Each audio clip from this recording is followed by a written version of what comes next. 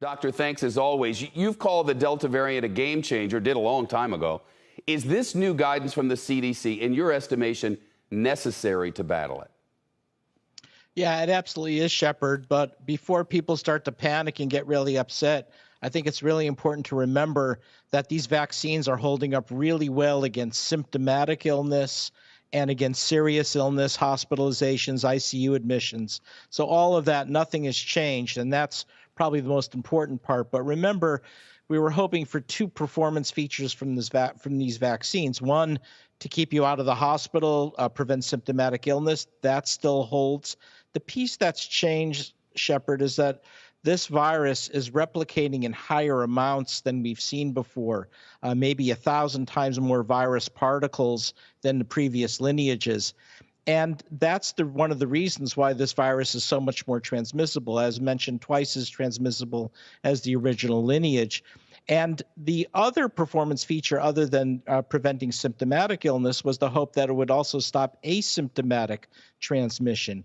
And that we'd shown that with the original lineages, with the UK lineages, but with this Delta variant, that second performance feature is not holding up as well. So that because there's so many more virus particles, the amount of neutralizing antibodies from these vaccines has gone down with the Delta variant. And so we're not stopping that asymptomatic transmission as well. And that, I know it's very confusing, but that's the reason why for the vaccine recommended that if you're in an area of high transmission, you're vaccinated, to put on the masks. Yeah, there is potentially a way to get around it, and it may be that third immunization may come through in terms of revving up back those virus neutralizing antibodies and going back to the original not having to wear masks. But that's something we're going to have to look for. But between now and then, masking is the way, and yet the cloth mask and the paper mask we all used to wear in the beginning that worked great against the original, they don't work against this, I'm told. That we need a KN or an N95 mask, but I don't hear anything about that. It's almost like you wear a cloth mask now. It's like the water bottle charade at the TLC, not the TLC, the place where they scan you at the airport, TSA.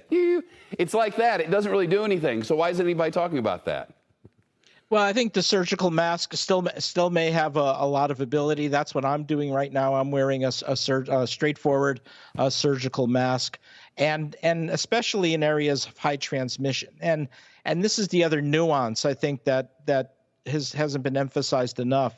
We're looking at very different parts of the country. So if you're up in the Northeast and Massachusetts and Vermont, where you're doing a great job, most of the adults and adolescents are getting vaccinated, you know what? Transmission is still really low, sure. And you could probably stick with that original guideline. But down here, where almost nobody's vaccinated, I mean, states like Louisiana, 17% of the adolescents, 40% of the young adults, and now the school year's starting, so things are really going to rev up. Then it becomes especially important. Yeah, quickly on schools, the K through 12 schools wear a mask. It's another reversal. Is this a messaging issue that hurts credibility, or a change in the virus that you just have to react to?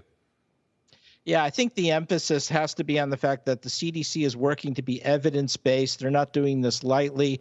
The original evidence showed with the UK variant, which was our dominant variant in the spring, that things were looking up, that we were slowing transmission in many parts of the country. And maybe if you're vaccinated, you don't have to wear masks, not that same urgency of masks in the schools.